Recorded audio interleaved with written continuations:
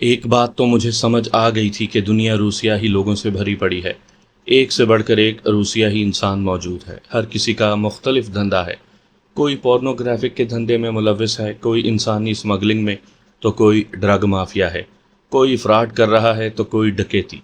ان 1.5-2 سالوں میں میرا مختلف روسیاہی لوگوں سے سامنا ہو چکا تھا، اور نہ جانے ابھی تک کتنوں سے سامنا ہونا باقی ہے۔ ایک روسیاہی انسان اسماعیل شاہد عرف چودھری ساجد کو تو میں کیفر کردار تک پہنچا چکا ہوں، باقی شانی قانون کے شکنجے میں ہے، اور رہے چودھری باسط اور رتن کمار، اگر اللہ نے چاہا تو وہ بھی میرے ہی ہاتھوں کیفر کردار تک پہنچیں گے۔ باقی جو اللہ کو منظور، ہیری ٹام بھی کسی نہ کسی کے ہاتھوں مارا جائے گا، مجھے یقین تھا۔ کچھ دیر کے بعد سب اپنے اپنے حواسوں میں لوٹے تو جینری، ماریانا اور براؤن کچن میں چلے گئے۔ بھوک تو مجھے بھی لگ رہی تھی، اس لیے میں بھی کچن میں چلا گیا، جبکہ کرسٹل اپنے بستر پر ساکت سی بیٹھی تھی۔ یوں لگ رہا تھا جیسے بستر پر کسی مجسمے کو رکھ دیا گیا ہو۔ مجھ سے اس کی یہ حالت دیکھی نہیں جا رہی تھی، میں اگر اس کے لیے کچھ کر سکتا تو ضرور کرتا، تاہم میں نے دل میں قصد کر لیا تھا کہ اگر مجھے اس کی مدد کرنے کا موقع ملا تو میں پیچھے نہیں ہٹوں گا۔ وہ میری بہن مرینا کی ہم عمر تھی، فرق صرف یہ تھا کہ کرسٹل دبلی پتلی اور دھان پان سی تھی، اور قد و قامت میں بھی اس سے 1-1.5 سال چھوٹی تھی۔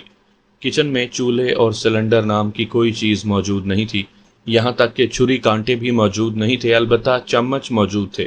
کھانے پینے کے تیار سامان سے 2 فریج بھرے پڑے تھے۔ یہاں ایسی کوئی چیز موجود نہیں تھی کہ جسے ہم بطور ہتھیار استعمال کر سکتے۔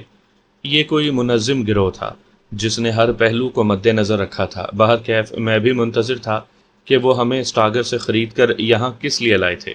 میں نے جینری، ماریانا اور براؤن کے ساتھ مل کر فریج سے کھانا نکالا اور گرم کر کے 4 ٹرے میں سجا کر میز پر لے آئے۔ اس نے ٹرے میز پر رکھی اور کرسٹل کی طرف بڑھا دی۔ آ جاؤ کرسٹل، کھانا تیار ہے۔ براؤن اس کے پاس بیٹھ گیا اور اسے کھانے کی دعوت دی۔ نہیں، میں نے نہیں کھانا، مجھے بھوک نہیں ہے، جواباً کرسٹل نے روندھے ہوئے لہجے میں کہا۔ ہم کرسیوں پر بیٹھ گئے تھے اور ٹرے میز پر رکھ لیے تھے۔ میری پوری توجہ کرسٹل کی طرف تھی۔ براؤن اس کے پاس گھٹنوں کے بل بیٹھا تھا اور اسے کھانے کے لیے منا رہا تھا۔ وہ مسلسل انکار میں سر ہلا رہی تھی کہ مجھے بھوک نہیں ہے۔ بالآخر براؤن اسے کھانے کی میز پر لے ہی آیا۔ پھر ہم نے کھانا کھانا شروع کیا۔ ماریانا میرے ساتھ والی کرسی پر براجمان تھی۔ وہ تو ایسے کھانا کھا رہی تھی جیسے صدیوں سے بھوکی ہو یا زندگی میں پہلی بار کھانا کھا رہی ہو۔ ایک بات میں نے خاص طور پر نوٹ کی تھی کہ ماریانا مجھے ایسی نظروں سے دیکھتی تھی جیسے میں اسے پسند آ گیا ہوں، لیکن میں صرف نظر کرتا تھا، مجھے اس سے کوئی دلچسپی نہیں تھی، اسی لیے میں اسے نظر انداز کر دیتا تھا۔ براؤن کھانے کے دوران کرسٹل کی دلجوئی بھی کر رہا تھا اور اسے تسلیاں بھی دے رہا تھا۔ معلوم نہیں کرسٹل مطمئن بھی ہو رہی تھی یا نہیں، لیکن اس کے چہرے پر افسردگی بدستور موجود تھی، البتہ وہ خاموشی سے کھانا کھا رہی تھی۔ کھانے سے فراغت کے بعد ہم نے جوتے اتارے اور اپنے اپنے بستروں پر جا کر بیٹھ گئے۔ چونکہ ماریانا کا بستر میرے بستر کے قریب تھا، اس لیے وہ میری طرف کھسکتے ہوئے بولی، مورس، کچھ اپنے بارے میں بتاؤ، شکار کرنے کے علاوہ اور کیا کرتے ہو؟ تم کیوں پوچھ رہی ہو؟ میں نے خشک لہجے میں جواب دیا تو وہ مسکرائی۔ ویسے ہی، وہ کندھے اچکاتے ہوئے بولی اور میرے جواب کی منتظر رہی۔ بتانے کا کوئی فائدہ نہیں ہے، میں نے اکتائے ہوئے لہجے میں کہا۔ اگر نہیں بتانا چاہتے تو تمہاری مرضی ہے، ماریانا نے بے پرواہ لہجے میں کہا۔ جواباً میں نے خاموشی اختیار رکھی۔ کمرے کی لائٹ آف ہو گئی اور نائٹ بلب جل اٹھا۔ اس کا مطلب تھا کہ اب سونے کا وقت ہو گیا ہے، اس لیے ہمیں سو جانا چاہیے۔ میں بھی طویل سانس لیتے ہوئے بستر پر لیٹا اور خود پر لحاف اوڑھ لیا۔ باقی سب بھی اپنے اپنے بستر پر لحاف اوڑھ کر لیٹ گئے تھے۔ اب کمرے میں موت کی سی خاموشی تھی۔ سب شاید اپنے اپنے انداز میں موجودہ صورتحال سے نبٹنے کے بارے میں سوچ رہے تھے۔ میں بھی یہی سوچ رہا تھا، لیکن بات وہی تھی کہ جب تک صورتحال واضح نہیں ہوگی کوئی بھی فیصلہ نہیں ہو پائے گا۔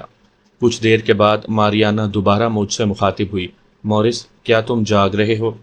مجھے اس کا بولنا کوفت میں مبتلا کر رہا تھا، تاہم اخلاقاً میں نے جواب دیا، ہاں جاگ رہا ہوں۔ کیا تم مجھ سے دوستی کرو گے؟ اس نے سوال کیا تو میں نے طویل سانس لیا۔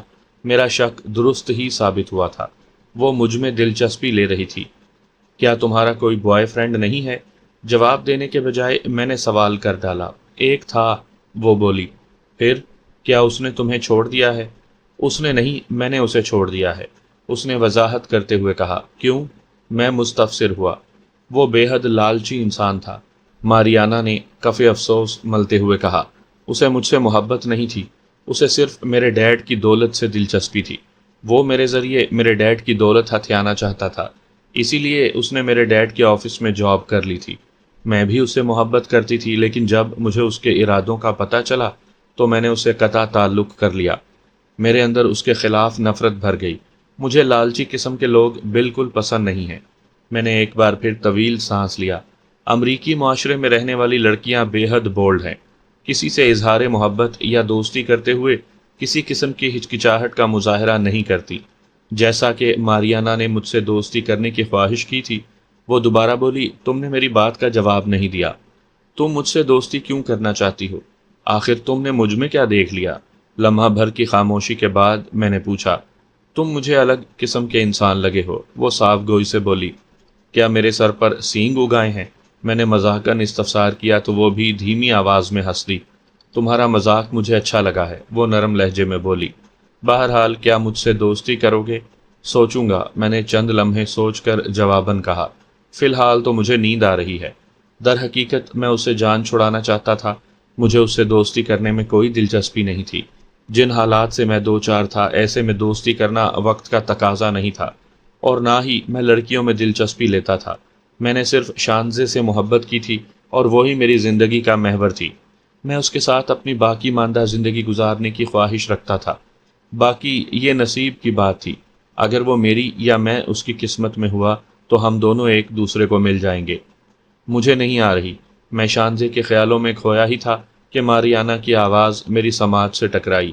وہ نیند کے بارے میں کہہ رہی تھی۔ میری پیشکش کے بارے میں ضرور سوچنا، تم سے دوستی کر کے مجھے بہت اچھا لگے گا۔ تم میں ایک عجیب سی کشش ہے جو کسی دوسرے لڑکوں میں نہیں ہے۔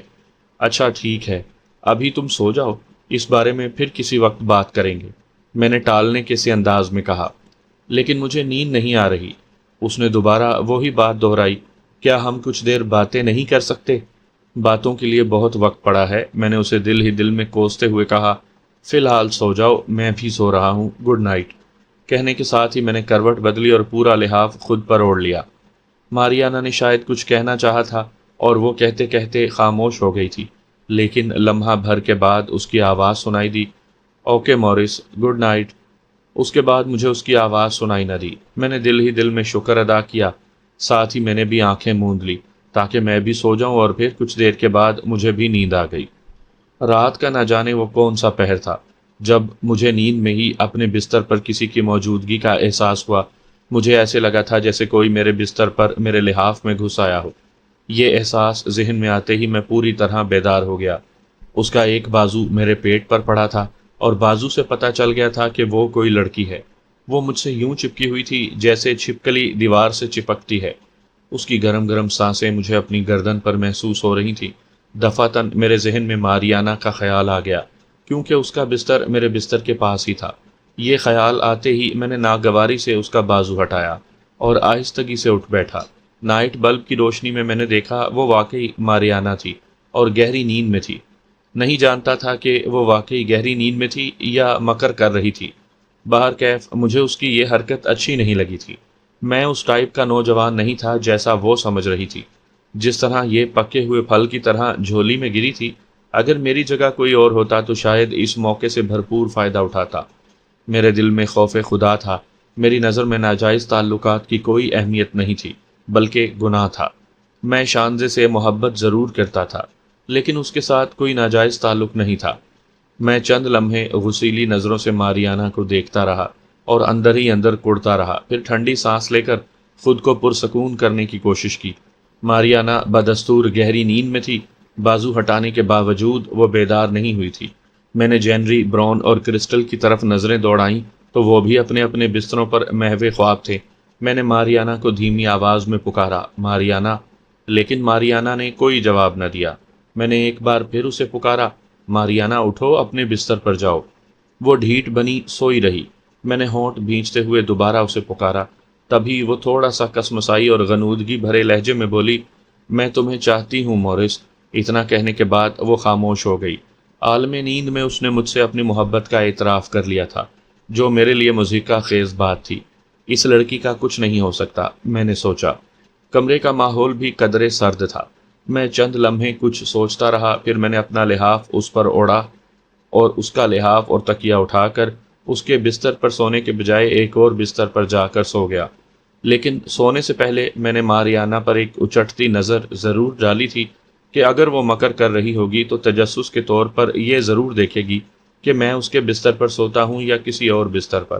لیکن وہ بدستور گہری نیند سو رہی تھی، اس لیے میں نے بھی طویل سانس لیتے ہوئے سر کو جھٹک دیا۔ نہ جانے اس نے یہ حرکت ارادتاً کی تھی یا سوتے میں وہ میرے بستر میں آ گئی تھی۔ بہرکیف باقی کی رات میں نے جاگتے ہوئے گزاری تھی، کیونکہ آنکھوں سے نیند ہی اڑ گئی تھی۔ سامعین کرام، آپ سن رہے ہیں ایک دلچسپ اردو کہانی جس کا نام ہے روسیہ۔ یہ اس سلسلے کی قسط نمبر 93 ہے۔ مجھے امید ہے آپ کو میری یہ کاوش پسند آ رہی ہوگی۔ آپ نے اگر ابھی تک میرا چینل کہانی گھر سبسکرائب نہیں کیا تو ابھی میرے چینل کو سبسکرائب کر کے بیل نوٹیفیکیشن آن کر لیجئے تاکہ آنے والی ہر نئی کہانی کی اطلاع بر وقت آپ تک پہنچ سکے۔ سب سے پہلے میری آنکھ کھلی تھی۔ کمرے میں اب کی بار نائٹ بلب کے بجائے لائٹ جل رہی تھی، جس کا مطلب تھا کہ صبح ہو چکی ہے۔ میں نے اٹھ کر باری باری ان چاروں پر نظر ڈالی تو وہ ابھی تک سو رہے تھے۔ ماریانا کی طرف دیکھتے ہی مجھے رات والا واقعہ یاد آ گیا۔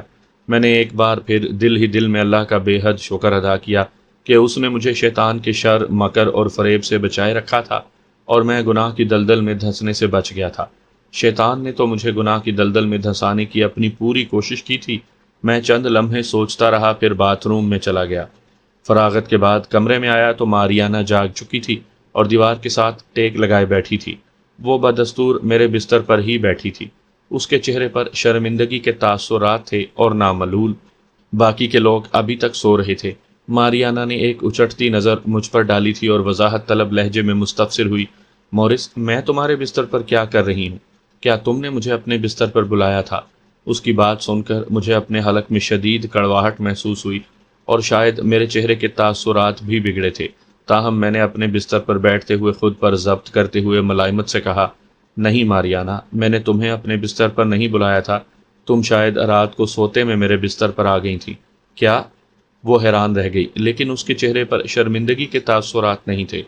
کیا میں واقعی نیند کی حالت میں تمہارے بستر پر آ گئی تھی؟ ہاں، میں نے اس بات میں گردن ہلائی۔ تو کیا ہم دونوں اکٹھے ہی سوئے ہیں؟ اس نے زیر لب مسکراتے ہوئے کہا تو میں نے دل میں اسے کوسا۔ میں نے کہا، نہیں، جب مجھے تمہاری موجودگی کا احساس ہوا تو میں تم پر لحاف اوڑھا کر دوسرے بستر پر جا کر سو گیا تھا۔ کچھ لوگوں کو نیند میں چلنے کی عادت ہوتی ہے اور شاید تمہیں نیند میں دوسروں کے بستروں میں جانے کی عادت ہے۔ گویا بات میں نے طنزیہ کہی تھی، لیکن میری بات سن کر اس کے چہرے پر طنزیہ مسکراہٹ ابھری۔ پھر وہ اپنے دانتوں سے ناخن کترتے ہوئے بولی، نہیں، مجھے نہ ہی نیند میں چلنے کی اور نہ ہی دوسروں کے بستروں میں گھسنے کی عادت ہے۔ شاید تمہاری کشش ہی مجھے نیند کی حالت میں تمہارے بستر تک کھینچ لائی تھی۔ یہ بات اس نے بے باک انداز میں کہی تو میں نے دل ہی دل میں لا حول ولا قوت پڑھا۔ پھر تم نے غلط بندے کا انتخاب کیا ہے، میں نے بھی طنزیہ لہجے میں کہا۔ میں تمہارے جال محبت میں پھنسنے والا نہیں ہوں، تم خواہ مخواہ اپنی انرجی ضائع کر رہی ہو۔ ویسے میں تم پر حیران ہوں، تم کیسے مرد ہو جو کسی لڑکی کی جوانی اور حسن سے متاثر ہی نہیں ہو رہے؟ اس بار اس کے لہجے میں حیرت تھی۔ خیر، کب تک مجھ سے بھاگو گے؟ میں بھی تمہیں اپنی طرف متوجہ کر کے رہوں گی۔ مطلب تم رات کو جان بوجھ کر میرے بستر پر آئی؟ میں نے ایک بار پھر غصے پر ضبط کرتے ہوئے کہا تو وہ دھیرے سے ہنس دی۔ شاید اتنا بول کر وہ مخمور نظروں سے مجھے دیکھنے لگی۔ کوشش کرتی رہو، لیکن میری بات یاد رکھنا، میں تمہیں تمہاری کوشش میں کامیاب نہیں ہونے دوں گا، میں نے مسکراتے ہوئے کہا۔ ویسے بھی ہم جس مشکل سے دوچار ہیں، ہمیں اس سے نجات پانے کا سوچنا چاہیے، نہ کہ محبت کے چکروں میں پڑنا چاہیے۔ اس سے پہلے کہ ماریانا کوئی جواب دیتی، اچانک کرسٹل چیخ مار کر اٹھ بیٹھی۔ اس کی چیخ اتنی تیز تھی کہ شاید کمرے کے در و دیوار تک کانپ اٹھے ہوں گے۔ ہم دونوں ہی بے اختیار اس کی طرف متوجہ ہوئے۔ اس کی آنکھیں بند تھی لیکن وہ چیخ رہی تھی۔ شاید اس نے کوئی ڈراؤنا خواب دیکھ لیا تھا، تبھی وہ آنکھیں بند کیے چیخ رہی تھی۔ نہیں نہیں، مجھے چھوڑ دو، میرے ساتھ کچھ مت کرو، پلیز پلیز چھوڑ دو مجھے۔ اس کی چیخ اور چیخ کر بولنے پر جینری اور برون بھی جاگ گئے۔ برون نے اٹھتے ہوئے جلدی سے کرسٹل کو اپنے ساتھ لگا لیا اور اس کی کمر پر تھپکی دیتے ہوئے بولا، کرسٹل کرسٹل، تمہارے ساتھ کچھ نہیں ہوگا، چپ کر جاؤ۔ اگلے ہی لمحے کرسٹل نے آنکھیں کھول دیں اور سر اٹھا کر برون کی طرف دیکھا۔ اس کی آنکھوں میں ہراس ابھرا ہوا تھا۔ کیا میں خواب دیکھ رہی تھی برون؟ ہاں تم شاید خواب دیکھ رہی تھی، برون نے اس بات میں سر ہلاتے ہوئے کہا۔ ہاں میں خواب دیکھ رہی تھی، وہ بہت برا خواب تھا۔ کہنے کے ساتھ ہی کرسٹل نے رونا شروع کر دیا۔ وہ میرے ساتھ برا کرنا چاہ رہے تھے، پلیز برون مجھے بچا لو۔ وہ کسی چھوٹے بچے کی طرح رو رہی تھی۔ برون نے تسلی آمیز لہجے میں کہا، میرے ہوتے ہوئے کوئی تمہارے ساتھ برا نہیں کر سکتا، پلیز تسلی رکھو۔ لیکن کرسٹل کے رونے میں کوئی کمی نہ آئی۔ اسے روتا دیکھ کر مجھے بے حد کوفت ہو رہی تھی۔ ایک بھی لمحہ ایسا نہ گزرا تھا کہ جب وہ نہ روئی ہو۔ صد شکر کہ وہ رات کو سکون سے سوئی تھی۔ اگر وہ رات بھر روتی رہتی تو ہم سب کی نیندوں میں خلل پڑتا۔ ماریانا برے برے منہ بنا رہی تھی۔ اب رونا بند کر دو کرسٹل، مجھے غصہ آ رہا ہے۔ یہ کہتے ہوئے ماریانا اٹھی اور واش روم کی طرف بڑھی۔ تمہیں غصہ کرنے کی ضرورت نہیں ہے، جینری نے اسے ٹوکا، شاید تمہیں اس کی حالت کا اندازہ نہیں۔ میں بھی تو اس کے ساتھ یہاں ہوں، کیا میں رو رہی ہوں؟ ماریانا نے رک کر میری اور کرسٹل کی طرف دیکھتے ہوئے جینری کو جواب دیا، پھر کچھ سنے بغیر ہی واش روم میں چلی گئی۔ اسی طرح وہ روز بھی کرسٹل کے رونے دھونے، سمجھانے اور باتیں کرنے میں گزر گیا۔ اس کے باوجود کرسٹل کے رویے میں کسی طرح کی تبدیلی نہ آئی۔ وہ بدستور سہمی ہوئی تھی۔ شاید اس ڈراؤنے خواب کا بھی اثر تھا جو اس نے صبح نیند کی حالت میں دیکھا تھا۔ بعض اوقات ایسے ڈراؤنے خواب انسانی نفسیات پر گہرا اثر ڈالتے ہیں، اور کمزور طبیعت کے لوگ ہر وقت اسی خیال میں رہتے ہیں کہ شاید اس کے ساتھ ایسا ہو سکتا ہے جیسا اس نے خواب میں دیکھا تھا۔ اس روز ایلڈر یا اس کا کوئی ساتھی کمرے میں نہیں آیا تھا۔ ویسے بھی کسی کو وہاں آنے کی کیا ضرورت تھی؟ کیمرے کی آنکھ سے وہ ہماری حرکات و سکنات دیکھ رہے تھے اور یقیناً باتیں بھی سن رہے تھے۔ آج کل ایسے کیمرے بھی ایجاد ہو گئے ہیں جن میں اسپیکرز ہوتے ہیں، اور ان اسپیکروں کی مدد سے کمرے میں ہونے والی بات چیت دوسری طرف سنی جا رہی ہوتی ہے۔ اس رات میں نے اپنا بستر بدل لیا تھا۔ میں جینری کے ساتھ والے بستر پر جا کر سویا تھا۔ میرے ایسا کرنے پر ماریانا طنزاً مسکرائی تھی لیکن بولی کچھ نہیں تھی، اور نہ ہی جینری نے بستر تبدیل کرنے کی بابت کچھ استفسار کیا تھا۔ بہرکیف وہ رات میں نے سوتے جاگتے میں گزاری تھی۔ میں ہر لمحہ ماریانا کی طرف سے ہوشیار تھا۔ وہ پاگل لڑکی دوبارہ بھی میرے بستر میں گھسنے کی کوشش کر سکتی تھی۔ مجھے یہ کسی طور بھی گوارا نہیں تھا۔ صد شکر وہ رات بھی خیریت سے گزر گئی۔ حسب معمول میں ہی سب سے پہلے بیدار ہوا تھا۔ رات بھر سوتے جاگنے کے باعث میں کسل مندی محسوس کر رہا تھا۔ سب اپنے اپنے بستر پر گہری نیند سو رہے تھے۔ پھر کچھ دیر کے بعد جینری، ماریانا اور برون بھی بیدار ہو گئے، لیکن کرسٹل بدستور سوئی رہی۔ ہوائج ضروریہ سے فراغت کے بعد جینری اور ماریانا کچن میں چلے گئے، جبکہ برون ابھی واش روم میں تھا۔ کچھ دیر کے بعد میز پر ناشتہ لگ گیا، اور برون نے واش روم سے باہر آتے ہی کرسٹل کی طرف دیکھا۔ یہ ابھی تک سو رہی ہے؟ جینری نے کرسی پر بیٹھتے ہوئے برون سے استفسار کیا۔ شاید آج گھوڑے گدھے بیچ کر سو رہی ہے، ماریانا نے تبصرہ کیا۔ اوف، تمہاری زبان بہت تیز چلتی ہے، جینری نے برا سا منہ بنایا۔ میں دیکھتا ہوں، برون کہنے کے ساتھ ہی کرسٹل کی طرف بڑھا۔ کرسٹل منہ پر لحاف ڈالے سو رہی تھی۔ برون نے اس کے پاس گھٹنوں کے بل بیٹھ کر اس کے چہرے سے لحاف ہٹایا اور کرسٹل کو آواز دی، لیکن وہ ساکت و جامد سے انداز میں سوئی رہی۔ کرسٹل؟ لیکن کرسٹل کی طرف سے کوئی جواب نہ آیا۔ کرسٹل؟ برون نے ایک بار پھر اسے آواز دی۔ کرسٹل کے جواب نہ دینے پر ہم بھی پریشان ہوئے۔ کرسٹل جواب کیوں نہیں دے رہی؟ برون نے بڑبڑاتے ہوئے کہا۔ کہنے کے ساتھ ہی اس نے کرسٹل کی پیشانی پر ہاتھ رکھا تو بے اختیار چونک پڑا۔ اگلے ہی لمحے اس کے منہ سے او نکلا۔ کیا ہوا برون؟ جینری نے پوچھا۔ اسے بخار ہے، برون نے گردن موڑ کر ہماری طرف دیکھتے ہوئے کہا۔ او، اسے بخار کیوں ہو گیا؟ جینری کے لہجے میں تشویش تھی۔ وہ بھی اٹھ کر ان کی طرف بڑھا تھا۔ میں اور ماریانا بھی اس کے پاس گئے۔ کرسٹل، کرسٹل اٹھو! برون کرسٹل کو جگانے لگا۔ اس کی آنکھیں بند تھیں، لیکن برون کے مسلسل پکارنے اور جھنجھوڑنے کے باعث بالآخر اس نے آنکھیں کھول دیں۔ اس کی آنکھیں سرخ ہو رہی تھیں اور چہرے پر نکاہت تھی۔ کرسٹل سے بولا نہیں جا رہا تھا۔ آواز جیسے اس کے حلق میں پھنس رہی تھی۔ اس کی یہ حالت دیکھ کر میں بھی پریشانی میں مبتلا ہو گیا تھا۔ جینری، برون نے جینری کی طرف دیکھا۔ ہاں بولو، اس نے فوراً جواب دیا۔ دروازہ بجا کر کسی کو بلاؤ، برون نے اسے ہدایت کی۔ اسے ہسپتال لے جانا ہوگا، اس کی طبیعت بہت خراب ہے۔ اچھا ٹھیک ہے، کہنے کے ساتھ ہی جینری اٹھ کر دروازے کی طرف بڑھا۔ اس نے زور زور سے دروازہ دھڑ دھڑایا لیکن کسی نے کوئی جواب نہ دیا۔ جینری مسلسل دروازہ بجاتا رہا، لیکن جب کوئی رسپانس نہ ملا تو بادل نخواستہ وہ واپس پلٹ آیا۔ لگتا ہے سب پی کر ابھی تک مرے پڑے ہیں، جینری نے غصیلے لہجے میں تبصرہ کیا۔ دفعتاً مجھے کیمرے کا خیال آیا تو میں جلدی سے اٹھا اور کیمرے کے سامنے کھڑے ہوئے ہو کر ہاتھ ہلانے لگا۔ اگر ہمیں کوئی دیکھ رہا ہوگا تو وہ یقیناً آئے گا۔ اوے اگر کوئی ہمیں دیکھ رہا ہے تو پلیز آ جاؤ، ہماری ساتھی کی طبیعت خراب ہے، اسے فوری طور پر ہسپتال لے جانا ہوگا۔ ہاتھ ہلانے کے ساتھ ساتھ میں نے اونچی آواز میں کہا۔ جینری ایک بار پھر دروازے کی طرف بڑھا اور زور زور سے دستک دی۔ کرسٹل کی حالت لمحہ بہ لمحہ خراب ہوتی جا رہی تھی اور بالآخر وہ بے ہوش ہو گئی تھی۔ مجھے بھی اس کی فکر لاحق تھی کہ اگر اسے طبی امداد ملنے سے پہلے کچھ ہو گیا تو اس کی زندگی خطرے میں پڑ سکتی ہے۔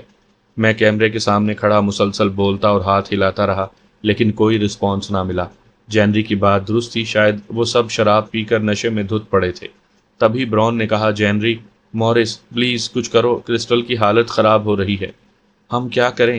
جینری نے استفہامیہ لہجے میں کہا۔ میں دروازہ بجا رہا ہوں لیکن کوئی الو کا پٹھا نہیں آ رہا، میں دوبارہ کوشش کرتا ہوں۔ کہنے کے ساتھ ہی وہ ایک بار پھر دروازہ بجانے لگا۔ بالآخر اس کی کوشش رنگ لے آئی۔ کچھ ہی دیر گزری تھی کہ دروازہ کھلا اور 3 آدمی اندر آ گئے۔ وہ تینوں ہی مسلح تھے۔ ایک نے کرختگی سے جینری سے پوچھا، اوئے کیا مسئلہ ہے؟ کیوں بار بار دروازہ بجا رہے ہو؟ سنو، ہماری ساتھی کو تیز بخار ہو گیا ہے، جینری نے تیز لہجے میں کہا۔ اسے فوراً ہسپتال لے کر جانا ہوگا ورنہ اس کی حالت خراب ہو جائے گی۔ ہم اسے ہسپتال نہیں لے جا سکتے، اس آدمی نے جواباً کہا۔ فریج میں بخار، کھانسی، نمونیے، غرض ہر بیماری کی میڈیسن موجود ہے۔ اسے بخار کی میڈیسن کھلا دو، ٹھیک ہو جائے گی۔ آپ دروازہ نہ بجانا، ہماری نیند خراب کر دی ہے۔ کہنے کے ساتھ ہی وہ اپنے ساتھیوں کے ساتھ چلا گیا اور دروازہ بند ہو گیا۔ جینری دوڑتا ہوا کچن میں چلا گیا۔ اس دوران ماریانا بھی بریڈ اور چائے لے آئی تھی۔ کرسٹل، اٹھو، ناشتہ کر لو، اٹھو، برون اسے اٹھانے کی کوشش کرتے ہوئے بولا۔ شاید وہ دوبارہ حالت غنودگی میں چلی گئی تھی۔ اسی لمحے جینری بھی چھوٹی سی ایک بوتل لے آیا جس میں شاید بخار کا سیرپ تھا۔ یہ بخار کی دوا ہے، جینری نے کرسٹل کے دائیں طرف بستر پر بیٹھتے ہوئے کہا، اسے یہ پلا دو۔ لیکن اس کا پیٹ خالی ہے، برون نے کہا۔ خالی پیٹ میڈیسن نہیں دی جا سکتی، ایسا نہ ہو کہ دوا کا الٹا ری ایکشن ہو جائے۔ اس کی بات بالکل صحیح تھی۔ چنانچہ ہم سب مل کر کرسٹل کو ہوش میں لانے کی کوشش کرنے لگے اور بالآخر کرسٹل نے آنکھیں کھول دی۔ بخار کی وجہ سے اس کے چہرے کی رنگت زرد پڑ گئی تھی، البتہ وہ نڈھال پہلے کی طرح ہی تھی۔ براؤن نے اسے کہا، کرسٹل اٹھو، پہلے ناشتہ کر لو، پھر یہ بخار کا سیرپ پی لو۔ گاڈ نے چاہا تو تم جلد ٹھیک ہو جاؤ گی۔ مجھے بھوک نہیں ہے، وہ بامشکل بول پائی۔ پلیز کرسٹل، ضد مت کرو۔ اس بار ماریانا نے کہا، اٹھو، اگر تم دوائی نہیں لوگی تو تمہاری طبیعت بگڑ سکتی ہے، میں تمہاری مدد کرتی ہوں۔ پھر ماریانا نے کرسٹل کو اٹھنے میں مدد دی۔ بامشکل ہی وہ تھوڑی سی بریڈ چائے کے ساتھ کھا پائی تھی، پھر اس نے مزید کھانے سے انکار کر دیا۔ اس کے بعد براؤن نے اسے ایک چمچ سیرپ پلا دیا تھا۔ کچھ ہی دیر کے بعد وہ دوبارہ سو گئی اور ہم وہیں بیٹھے اس کی طرف دیکھتے رہے۔ کرسٹل کی طبیعت نے واقعی ہم سب کو پریشان کر دیا تھا۔ تھوڑی تھوڑی دیر کے بعد براؤن اس کا بخار چیک کرتا رہا تھا۔ تیسری بار اس کا بخار چیک کرنے کے بعد براؤن نے مایوسی سے کہا، اس کا بخار کسی طرح بھی کم ہونے کا نام نہیں لے رہا، فکر مت کرو، یہ جلد ہی ٹھیک ہو جائے گی۔ جینری نے اسے تسلی دی۔ مجھے بہت ڈر لگ رہا ہے۔ کس لیے ڈر لگ رہا ہے؟ جینری نے پوچھا۔ اگر کرسٹل کو کچھ ہو گیا تو؟ اس نے کہتے کہتے بات ادھوری چھوڑ دی۔ گاڈ نے چاہا تو اسے کچھ نہیں ہوگا، جینری نے براؤن کے ہاتھ پر اپنا ہاتھ رکھتے ہوئے کہا، تو جواباً براؤن نے اس بات میں سر ہلا دیا۔ لیکن اس کی اپنی حالت ٹھیک نہیں تھی۔ اسے واقعی کرسٹل کی بے حد فکر ہو رہی تھی۔ کرسٹل کی وجہ سے ہم میں سے کسی نے بھی ناشتہ نہیں کیا تھا اور نہ ہی کسی نے اس حوالے سے بات کی تھی۔ ہم بدستور کرسٹل کے پاس بیٹھے تھے۔ کچھ ہی دیر گزری تھی کہ دروازہ کھلا اور ہم سب نے دروازے کی طرف دیکھا۔ ایلڈر اپنے مسلح ساتھیوں کے ساتھ آیا تھا۔ شاید اسے کرسٹل کی حالت کے بارے میں آگاہ کر دیا گیا تھا، اس لیے وہ کرسٹل کی خیریت معلوم کرنے آیا تھا۔ براؤن تیزی سے اٹھ کھڑا ہوا اور ملتجیانہ لہجے میں بولا، پلیز مسٹر ایلڈر، میری ساتھی کی طبیعت بہت خراب ہے، اسے ہسپتال لے جانا ہوگا، پلیز ہماری ہیلپ کرو۔ اسے بخار کی دوائی دی؟ ایلڈر نے اس کی التجا نظر انداز کرتے ہوئے پوچھا۔ ہاں، براؤن نے جواباً کہا، لیکن اسے ابھی تک فرق نہیں پڑا، وہ ویسی ہی ہے جیسے پہلے تھی، پلیز اسے ہسپتال لے چلو۔ اسے ہسپتال لے جانا ناممکن ہے، ایلڈر نے نفی میں سر ہلاتے ہوئے کہا۔ کیوں ناممکن ہے؟ ایلڈر کی بات سن کر ہم سب بھی حیران ہوئے تھے، کیونکہ جس جگہ ہم موجود ہیں یہ ہسپتال سے ہزاروں میل دور ہے، ایلڈر نے بتایا۔ لیکن تم فکر نہ کرو، میں نے ڈاکٹر کو بلایا ہے، وہ آتا ہی ہوگا، وہی اس کا علاج کرے گا اور یہ ٹھیک ہو جائے گی۔ اگر ڈاکٹر کے آنے سے پہلے ہی اسے کچھ ہو گیا تو؟ جینری نے ہونٹ بھینچتے ہوئے کہا۔ تو میں کیا کر سکتا ہوں؟ ایلڈر نے کندھے اچکاتے ہوئے کہا۔ لیکن اگر یہ مر گئی تو مجھے لاکھوں ڈالرز کا نقصان ہو جائے گا۔ اور میں نہیں چاہوں گا کہ مجھے نقصان ہو، یہ میرے لیے بے حد قیمتی ہے۔ کیا مطلب؟ جینری کے لہجے میں شدید ہراس تھا۔ لاکھوں ڈالرز کا نقصان؟ جواباً ایلڈر خباثت سے زیر لب مسکرایا۔ ہاں، کہنے کے ساتھ ہی وہ اپنے ساتھیوں کے ساتھ چلا گیا، اور بند دروازہ ہمارا منہ چڑھا رہا تھا۔ ایلڈر کی بات سے میں سوچنے پر مجبور ہو گیا اور بالآخر اس نتیجے پر پہنچا کہ وہ شاید کرسٹل کو فروخت کرنے کا ارادہ رکھتا ہے۔ یہ ایلڈر کیا بکواس کر رہا تھا؟ مجھے کچھ سمجھ میں نہیں آیا، برون نے جینری سے پوچھا۔ اس کی بات سے میں نے اندازہ لگایا ہے کہ یہ ہم سب کو فروخت کرنے کا ارادہ رکھتا ہے۔ جینری نے کندھے اچکاتے ہوئے میرے دل کی بات کہہ دی۔ برون نے ہونٹ بھینچ لیے تھے۔ کرسٹل کی حالت ٹھیک ہونے کے بجائے بگڑتی جا رہی تھی۔ اس کا بخار کم ہونے کے بجائے بڑھ گیا تھا۔ وہ بخار میں یوں تپ رہی تھی جیسے اس کے جسم میں آگ بھڑک اٹھی ہو۔ ہم سب بے صبری سے ڈاکٹر کا انتظار کرنے لگے۔ میرے اندازے کے مطابق ڈاکٹر کی آمد تقریباً 2-2.5 گھنٹے کے بعد ہوئی۔ ڈاکٹر کا نام جیکب تھا۔ 50-55 سال کے لگ بھگ اس کی عمر تھی۔ آنکھوں پر نظر کی اینک تھی۔ اس کا سر درمیان سے گنجا تھا، البتہ سائیڈوں پر بال جھالروں کی صورت میں موجود تھے۔ اس کے پاس میڈیکل باکس بھی تھا۔ کمرے میں آتے ساتھ ہی اس نے کرسٹل کا معائنہ کیا۔ ہم سب خاموشی سے ڈاکٹر کی طرف دیکھ رہے تھے۔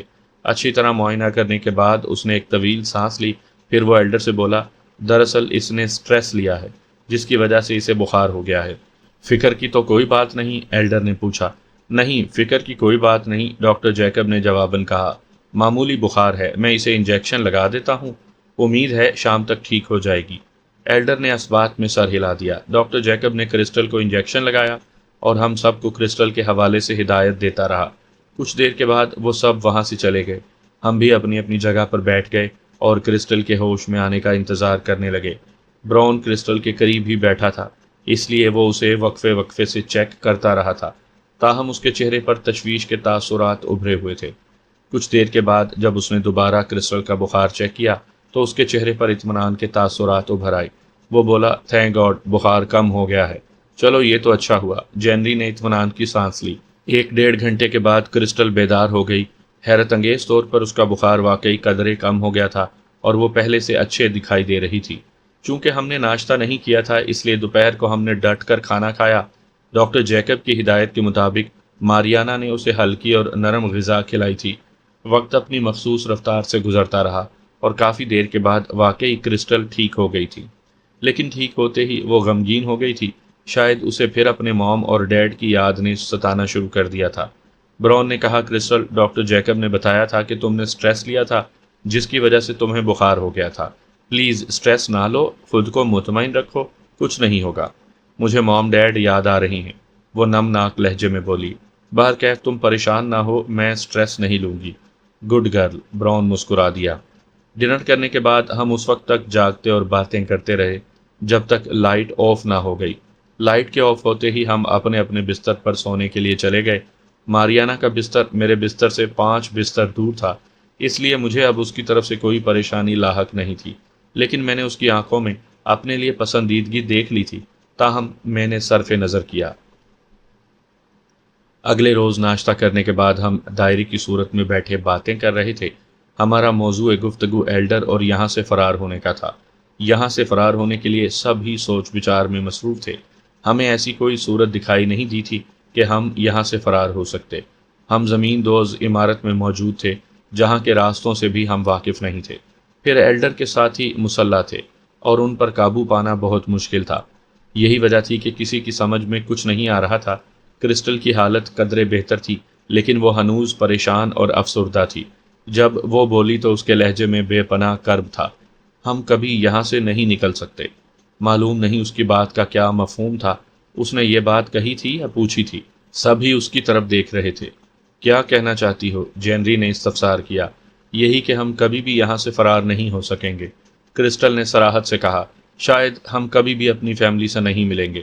مایوسی کی باتیں کیوں کر رہی ہو کرسٹل؟ ماریانا نے اسے ٹوکا۔ جو حقیقت ہے وہی بتا رہی ہوں، کرسٹل نے روحاں لہجے میں کہا۔ مان لو ہم اب کبھی اپنی فیملی سے نہیں مل سکیں گے، کبھی نہیں۔ ہم یہاں سے نکلیں گے اور ضرور نکلیں گے۔ براؤن نے اس کی ڈھارس بندھائی۔ بس ہم مناسب وقت اور موقع کا انتظار کر رہے ہیں۔ ہم تہیے دست ہیں براؤن، کرسٹل نے کہا۔ بتاؤ ہم زیادہ سے زیادہ ان کا کیا بگاڑ لیں گے، لیکن ہمیں کچھ نہ کچھ تو کرنا ہوگا نا، میں نے کہا۔ دیکھو دوستو، اگر تم میرا ساتھ دو تو ہم مل کر یہاں سے فرار ہونے کی کوشش کر سکتے ہیں۔ کہنے کے ساتھ ہی میں نے رائے طلب نظروں سے سب کی طرف دیکھا۔ میں تمہارے ساتھ ہوں مورس، دفعتاً کرسٹل بولی۔ مجھے بتاؤ مجھے کیا کرنا ہوگا؟ اس میں خطرہ بھی تو بہت ہے، میرے کچھ بولنے سے پہلے ہی جینری نے کہا۔